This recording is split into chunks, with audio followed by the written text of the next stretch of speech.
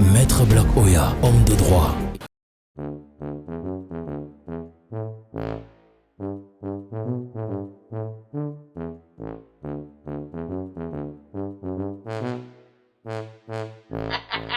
Michael Ngandenganji, tu es un incontournable, tu sais. Tu sais que tu es très mal élevé, le pro. Non, tu es mal élevé. Quand je vois comment tu manques de respect au jeu adverse à la défense, je dis seulement que, hey, Michael, t'as dit, tu me travailles les gars là. Tu sais, depuis que tu as la défense des Lions, quand je regarde un match des Lions, je suis confiant. Mon cœur est stable. Parce qu'avant, pour regarder un match des Lions, il fallait chercher un cœur de rechange. Oui, mais avec toi, non, mon cœur est stable. Oh. Mais Michael, écoute, quand tu vas finir ta carrière, ne cherche pas à être entraîneur comme les autres. Hein. Je vais tout faire pour qu'on te recrute exactement comme directeur général. Parce que la façon dont tu mets la propriété dans l'équipe des Lions et dont tu as la défense des Lions, non, si c'est toi qui fais la gestion d'Isaac, comme le Cameroun sera propre. Michael Ngandji, l'incontinent. Pardon, j'ai un client devant moi, donne-moi quelques minutes. C'est que je consulte aujourd'hui qu'à la maison. Je consulte qu'à la maison, je reçois les gens qu'à la maison. Ma secrétaire traite les dossiers au bureau, mais moi je suis à la maison. Oui. Oui, tu sais, les choses ont évolué. Aujourd'hui, le métier Android. Tu peux t'asseoir à la maison, tu travailles, donc tu vois, je reçois, donc j'indique à mes clients, ils viennent à la maison. Oui, j'ai un client là, tout à l'heure, Michael. Le pro tout à l'heure. Excuse-moi. Hein. Lawyer Oya, I came for a matter. Who knows speak French? Small French? Why don't you speak English, you? Who knows say weekend? My English is no stable. Listen to me first. And I've been asking everywhere where I can find you. And they showed me where you are living. That is why I came here. Yes, it's good. It's good because you live here hard. To What is good? Listen to what I'm explaining you. I came for a matter. It is the matter that brought me here. Mata, on t'a voulu le matelas. No, for a matter, for a problem. A problem? Yes. Yes. They told me about the higher Lawyer Oya. That is why I came. Good. I came because I have been dismissed from the place where Will Smith, na very actor. Shut up! Listen to what somebody is saying you. I came because I have been dismissed. I was working in a place, in a factory, in a society. Walking, talking, no? Walking, No, talking. no, not Hello? No. Walking, talking. No. Walking, talking. No, but what kind of brain God gave you to defend people? I say, I was working in a place. I have a job. I had a job there. And they told me to go back. They sent me away. They have dismissed me. Who like football? Goal. They sent me back home. I'm not working anymore. I don't work anymore there. Anymore. Someone don't die. Mort. La mort. Hey, fais attention, les gens meurent partout. Regarde la petite fille qui est morte, elle est toujours à Boyala. C'est ça, tu veux porter plainte pour les gens qui ont tué la petite fille. Not about that, not about this. Ah, ou di Hamburg, dis donc, ou di Hamburg. Me, I speak. Who know, yeah, my own speak.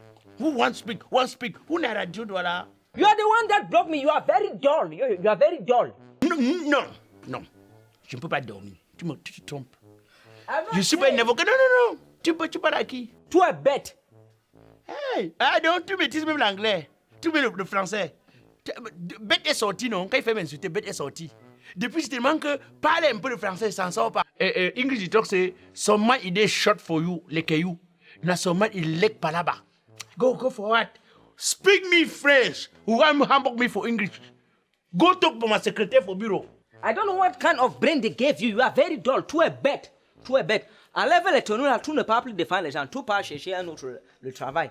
Tu ne viens plus faire ça. Oui, tu es court comme les petits échantillons de champignons qu'on trouve au village là. Tu pars faire, tu deviens le pasteur. Tu enlèves la tenue là. Idiot.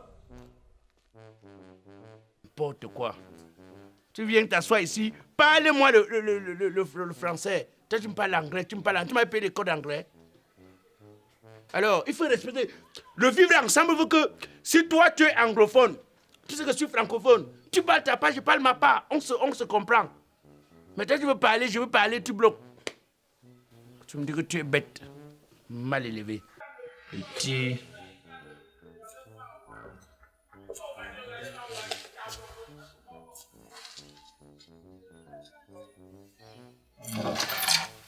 Bonjour. Bonjour, maître. Il y a quoi? Maître, je suis venu porter plainte contre l'État du Cameroun. C'est toi ici le tout. Ou il y a l'autre que tu as laissé à la maison? Toi, tu veux porter plainte contre l'État du Cameroun. Oui, maître. L'État du Cameroun est niveau de Chingome. Chacun marche sa quantité. Toi, tu veux porter plainte contre l'État du Cameroun, toi. Pourquoi? Non-respect à la parole donnée au peuple. Attends. Revenons un peu. Donc, tu veux porter plainte à l'État du Cameroun pour non-respect de la parole donnée au peuple. Voilà. C'est-à-dire que l'État du Cameroun a fait une promesse non tenue. C'est ce que j'entends par là. Oui. Monsieur, est-ce que vous savez qu'en politique, le mensonge est une valeur? Parce que tu parles de l'État. Pour arriver à un État, on se transforme d'abord en homme politique. C'est de l'homme politique qu'on devient un homme d'État. Maître, je ne parle pas de la politique. C'était pas la politique, c'était quoi? Vous vous souvenez quand la Covid nous menaçait? Oui. Covid-19. Oui. La maladie qui a fait trembler tout le monde entier. Ça a mis tout le monde dans une situation où personne n'était sûr de rien. On avait nos potions, Samuel Clédard et les autres. Mais l'État du Cameroun nous a fait comprendre que le vaccin était disponible. Mais ce n'était pas obligatoire. Mais, maître, aujourd'hui, je suis en train de perdre mon travail parce qu'on m'oblige à me faire vacciner. Monsieur, écoutez-moi. Entre ce qu'on dit et ce qu'on fait dans ce pays, l'écart est très grand. Si le Cameroun est un pays qui fallait seulement se développer grâce au discours, c'est qu'il n'y a aucun pays au monde qui a atteint le Cameroun. En termes de promesses, tu connais un pays qui a atteint le Cameroun? Tu sais ce qu'on nous a dit au départ? Serrer les ceintures. Même ceux qui n'avaient pas de ceintures ont acheté. Ça s'est coupé. On a oublié qu'on nous avait demandé de serrer les ceintures. On n'avait pas demandé l'état de nos ceintures. On est passé à retrousser les manches. On ne nous a même pas posé la question que les manches sont comment. On a même été obligé de couper pour faire les coups de manches en pensant que ça devait aider pour le développement. Rien. Mais, maître, certains ont rendu leur chemise en démembré. On est passé maintenant à pays de grandes ambitions. On a des ambitions. D'autres n'ont pas d'ambition du tout l'an du pays. Au point où nous sommes le pays où le kilomètre d'autoroute coûte le plus cher dans le monde. Nous sommes le pays qui avons le stade le plus cher dans le monde, alors que les mêmes stades sont construits ailleurs, 10 fois moins que les nôtres. C'est ça. Entre ce qu'on dit et ce qu'on fait ici, l'écart est très grand. Ne cherche pas à tout comprendre et mettre tout ça en pratique. Oublie ça. Il y a des décrets que tu vois souvent. On sort comme ça là parce que quelqu'un nous a dit dans un pays, en Europe, qu'il faut dire comme ça. Tu sais, l'histoire de Covid, c'est là. J'ai commencé à me poser la question que l'affaire du vaccin, c'est simple. L'affaire du vaccin, ce n'est que le vaccin. Tu sais pourquoi? Parce que, regarde, au Cameroun, nous sommes l'un des pays en Afrique et dans le monde. D'abord, le continent africain est le pays le moins touché, le continent le moins touché. Le Cameroun est le pays, si tu veux, un des pays les moins touchés en Afrique. Sinon, on n'a presque pas été touché. Ceux qui sont morts comme Camerounais de Covid, pour la plupart, sont morts à l'étranger. Manu Dibango et autres. Ceux qui sont morts ici en interne, il y en a quand même. Même si les morts sont des morts douteuses, où on dit que les gens mouraient de leurs propres morts et on mettait au compte de la Covid pour justifier des choses dont seuls ceux qui disent ça savent. Mais, voilà un pays qui a été moins touché que d'autres pays. Mais les pays qui ont été touchés prennent les vaccins, nous imposent à nous, qui n'avons pas été touchés au même titre qu'il faut qu'on se vaccine. Jusqu'à un président français reste en Europe, il dit que ce qui le dérange, c'est que l'Afrique n'est vaccinée qu'à 3%. Tu comprends que Non, son problème, ce n'est pas de vacciner son peuple. c'est de vacciner le peuple africain. Non, je suis en train de te poser des accointances, il faut que tu essaies de comprendre. En termes juridiques, ce qu'on appelle les accointances juridiques. C'est trop compliqué. C'est ce qu'on appelle un quiproquo juridique. Tu ne peux pas comprendre. Un quiproquo juridique. C'est-à-dire que nous, on a dit que c'est Samuel Clédard qui nous a soignés. On a dit que quelques 3-4 remèdes qui ont été homologués. C'est comme ça, en plan technique, on dit homologués. Oui. C'est-à-dire que, mais c'était des remèdes traditionnels. Mais comment au niveau de décider de régulariser les choses, on nous impose le vaccin alors que nous, on a le remède? Ça veut dire que, ou la communauté internationale ne veut pas pour une fois dire que la solution est venue de l'Afrique. Tu comprends un peu, non? Ou la communauté internationale a autre chose qu'elle cache dans ce vaccin. Voilà. Maître, avant qu'on nous impose le vaccin, il faut qu'on demande à ceux qui ont d'abord pris la première dose d'aller prendre leur seconde dose. Tu sais, l'histoire du vaccin là me tulipine.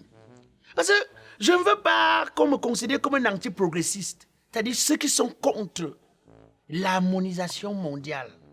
Tu comprends un peu? Mais chaque jour, je me pose une question. Pourquoi nous impose-t-il le vaccin alors que nous, on a notre remède qui nous aide? Ça, c'est la première question. La deuxième question, c'est pourquoi de manière précipitée et rapide, on a trouvé le vaccin de la COVID-19 et le sida est là? Le diabète est là. Le diabète est là. Le paludisme est là. Est-ce que ce sont des maladies qui permettent à l'Organisation mondiale de la santé de survivre? Point d'interrogation. Je ne pose que des questions banales. Je suis un avocat qui se soucie du bien-être des populations. Je ne pose que des questions banales. Je suis dans ce qu'on appelle, en termes de droit, la plaidoirie. Pourquoi le vaccin de la pauvreté n'est jamais sorti? La plus grande maladie mondiale, planétaire, c'est la pauvreté. Mais on n'a pas trouvé un vaccin. Donc les chercheurs, les mémoires, c'est bloqué quand il s'agissait du sida, du diabète, de l'hépatite, quand il s'agissait du paludisme et de la pauvreté. Maître, prêtez-moi un point parmi vos points d'interrogation là. Allez-y. Pourquoi donner les armes à l'Afrique alors que cet argent peut servir à développer l'Afrique? Pourquoi ces gens nous vendent les armes? Pourquoi y a-t-il des pays plus pauvres alors que... Pourquoi quelqu'un a le droit de fabriquer l'argent sur les autres?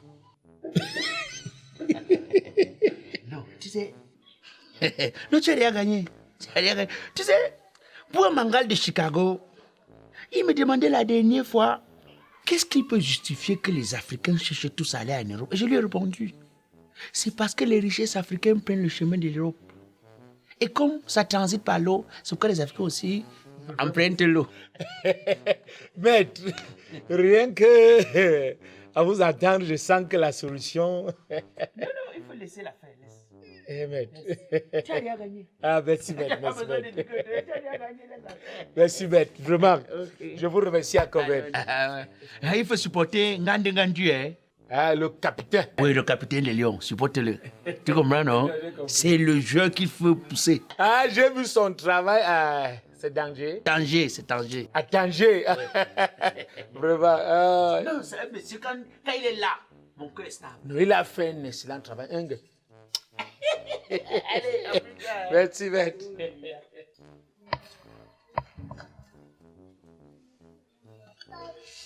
Maître, je suis très fâché. Et je ne sais même par où commencer. En effet, maître, je viens porter plainte contre la communauté internationale pour mensonges graves. Mensonges contre l'humanité. Moi, je pense que j'ai fait l'erreur d'accepter de recevoir chez moi aujourd'hui, parce qu'à cette allure, je vais tout entendre. Vous voulez porter plainte contre la communauté internationale pour mensonges graves et aggravés? Ah, vous voulez faire allusion au fait qu'on avait dit que Jésus allait revenir, comme il n'est pas encore revenu? Mais monsieur, soyez patient. Peut-être qu'il reviendra. Qui sait? Peut-être. J'entends souvent des Africains dans un humour un peu tordu dire que la façon qu'il avait été fouetté, il peut lui prendre le chemin de la terre, mais le Fils de l'homme reste suprême, mais il faut faire attention. Non, maître. Pour lui au moins c'est spécial. Parce que Jésus, c'est écrit dans un livre biblique, un livre de Dieu que tout le monde respecte. C'est bien plus compliqué que ça. Je parle concernant la COVID-19. La COVID-19? Oui, les Européens nous disent que en se faisant vacciner, on est immunisé contre la maladie. Et pourtant, ce n'est pas le cas. Regardez le cas de ce colonel américain qui est décédé après avoir pris toutes ces 3 doses de vaccin. Mais de qui se moque-t-on? Ah, je vais encore parler de ça. Parce que moi, c'est un sujet qui commence à devenir délicat. J'ai comme l'impression que c'est un sujet d'État. Ce sujet-ci risque d'être très dangereux, hein, plus que le terrorisme. La Covid que tu entends là. Parce que si je commence à me questionner sur les intérêts des uns et des autres à travers ce sujet, je risque de nuire au business de certaines personnes. C'est pourquoi moi, je dis que cette affaire de Covid, c'est au dernier moment qu'on saura ce qui était caché derrière. Oui. Je me suis toujours posé la question, parce que moi j'ai écouté des professionnels de la santé au niveau international, mondial, dire que le fait de se vacciner ne nous met pas automatiquement à l'abri. Mais je pose la question, pourquoi se vaccine-t-on? Oui. Mais si le fait de se vacciner ne nous met pas automatiquement à l'abri de la Covid, pourquoi se vaccine-t-on? Mais c'est bizarre. On commence à obliger les gens aujourd'hui de se vacciner avant de voyager pour aller en Europe. Un vaccin qu'on nous impose dans le monde. Jusqu'à tu vas aller dans un pays, il faut que tu te vaccines.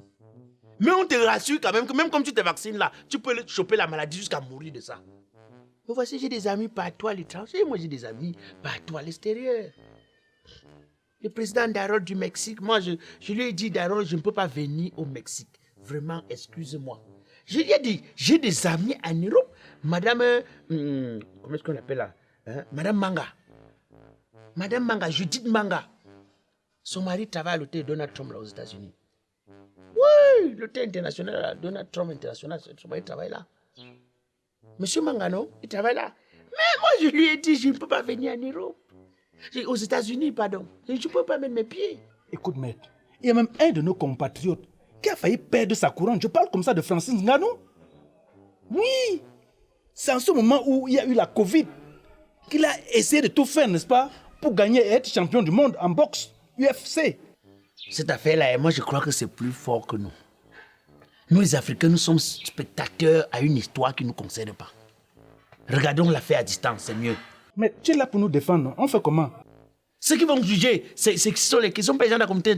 Papa, pardon, laisse. J'ai pas envie que tu me payes les honoraires, je mange à la fin, tu commences à me maudire. Parce que vous, les clients, vous êtes comme ça. Hein? Vous venez, maître, défendre, on vous conseille, vous ne comprenez pas. Mais à des minutes, maître, on a perdu. Comme si quand un avocat signe le contrat, il doit gagner à tout prix. Laisse la faire, laisse. Mieux tu t'achètes une chaussure, tu portes au pied.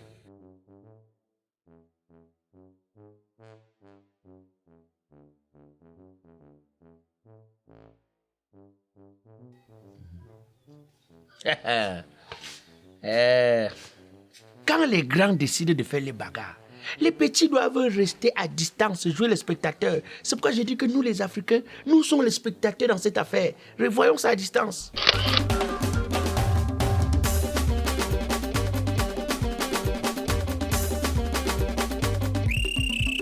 Souffrez de m'écouter. Je suis Didier Arafat, alias Black Oya le Métis. Humoriste biodégradable, président du comité de normalisation de la musique camerounaise. Même si je tape les casseroles, vous allez seulement danser. Les enfants, arrêtez de vous amuser car c'est l'heure de la vraie musique. On y va. Arachide, beignet, caramel, bonbon, conchap. Arrête l'autre là, il n'y a pas la vitamine dedans.